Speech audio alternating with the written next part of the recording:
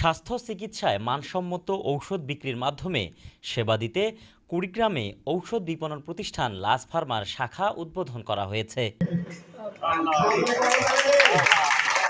কুড়িগ্রাম শহরের শাপলা চত্বর বাবর টাওয়ারে রাজনীতিবিদ ও স্থানীয় সুধী ব্যক্তিবর্গের উপস্থিতিতে ফিতা কেটে আনুষ্ঠানিক উদ্বোধন করেন ধরলা গ্রুপের managing director AKM Abu Raihan.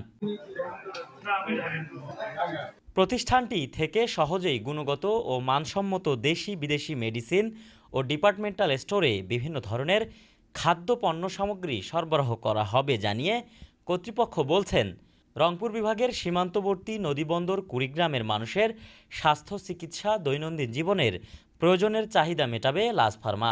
এই প্রতিষ্ঠানটি কুড়িগ্রামে স্থাপিত হওয়ার ফলে আমরা কুড়িগ্রামের মানুষ অত্যন্ত খুশি।